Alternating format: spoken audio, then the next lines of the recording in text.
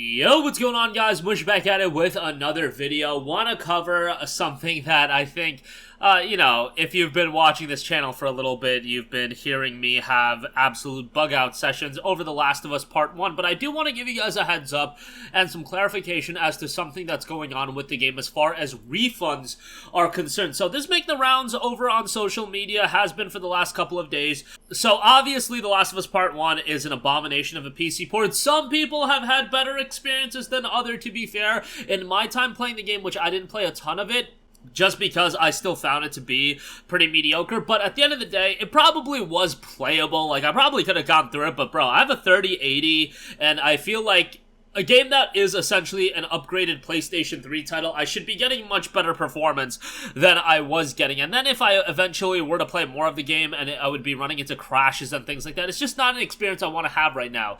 They have been rolling out patches, they have been rolling out updates, so, I guess fair play to them as far as that's concerned. But a lot of you guys probably did want a refund. A lot of talk about the game having such a lengthy period for shader compilation, which for some people, it took 15 minutes. In my experience, it took me an hour. It took me, I didn't know exactly how long because I mentioned it. It went for probably 15 to 20 minutes, and then I took a nap. But at that 15 to 20 minute mark, like, you have that percentage, and I remember the percentage wasn't that high at all. And I went to take a nap, and then I woke up, and then the shader compilation was done. But a lot of people are reporting, hour and a half. I've heard as bad as 2 hours. Obviously, with a 2-hour window, that would encompass the entirety of the Steam refund window. If you guys don't know, Steam refund, very simply outlined, and it's a very nice feature that has been implemented in Steam over the last few years, and it's so effective in terms of,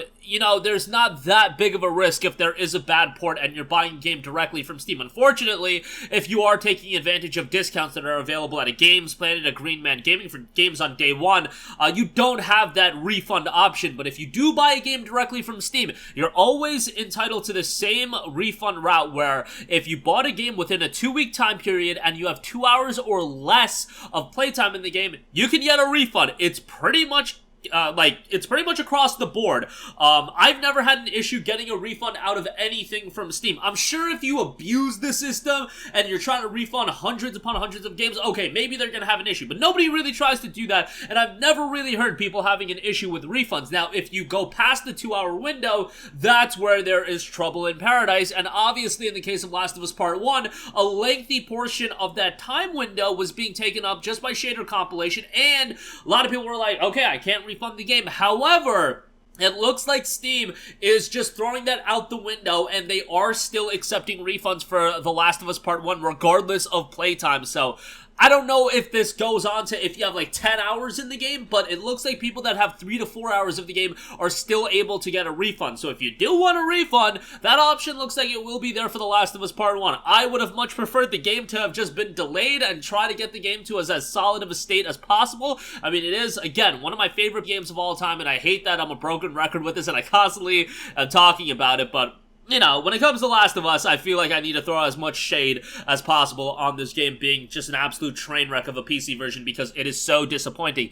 Yes, there have been patches that are rolling out. Yes, there have been updates, and Naughty Dog is going on social media. Look, if Naughty Dog really cared, what they should have said on social media before the game even dropped, and you were adamant that you wanted to drop the game the day that you did, you should have made a post a day, 2 days before the release and be like, hey, we're gonna release The Last of Us Part 1, but letting you guys all know the port sucks and you shouldn't play it right now. Obviously, they would have worded it a little bit different, but even before the game comes out, let people know right out the gate, because, you're selling these games. You're providing keys to the, keys for your games to a Green Man Gaming, to a Games Planet. All these other e-tailers are buying the game, and they're selling the game, and you can take advantage of refunds there. So, there's some practices you should be able to take. Are they ever going to do that? No. Nobody's ever going to tell you that a port sucks before a game actually ever comes out. But would I like to see that happen? Yes, absolutely. It would be the best case scenario for the consumer. But let's be real. They don't really care about the consumer at the end of the day. They care about the bottom line. Even a company like Naughty Dog, even PlayStation, whoever. They care about the bottom line more than anything. And they're a business. They're entitled to do that. But unfortunately, when you care about the consumer this little, that is going to backfire in terms of Last of Us.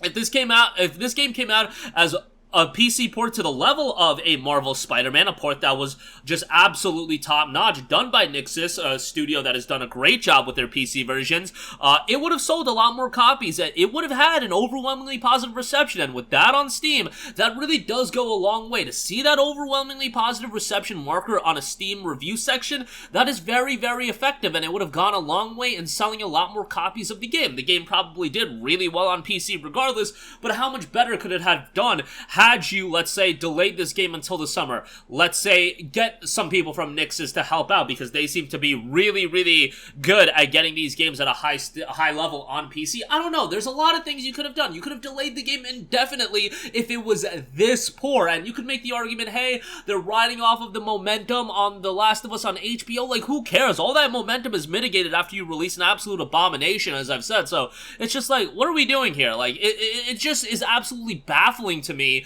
that, you know, the powers that be, whoever's in charge for making decisions like this, it's gotta be some executive. It probably isn't people at Naughty Dog. It's probably not people at Iron Galaxy. Whoever helped out on the port, it's probably not them. It's probably some executive head at Sony that they're trying to increase their bottom line. They're trying to increase their revenue figures, whatever the case may be. And they're like, nah, we have already invested this much into it. Let's get this game out. And they probably are thinking, oh, the HBO series is doing so good. We need to ride that momentum with this PC release. We need to get it out. Again, I don't know who's making those decisions, but to me, it just seems absolutely obvious that you wait when a port is this bad.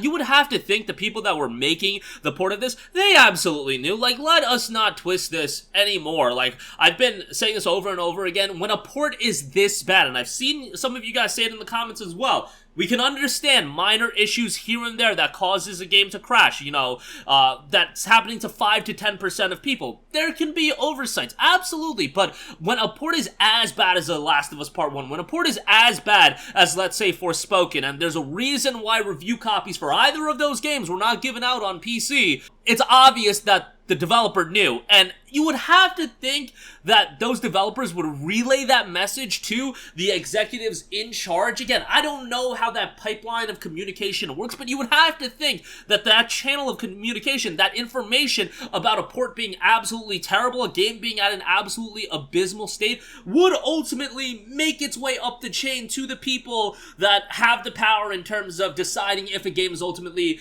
going to get approved for a delay or not. That's just what I would think. That's what I would personally think. Maybe the people that have that power just don't care, but, you know, I digress. At the very least, you can get a refund. That's what I wanted to mainly mention in this video, but, yeah, went on a diatribe, as I tend to do when it comes to The Last of Us Part 1. But that's gonna do it for me. Let me know all your thoughts in the comments section down below. Has your experience gotten any better? Again, let me know in the comments down below. Thanks for watching, and I'll catch you guys in the next one. Peace out.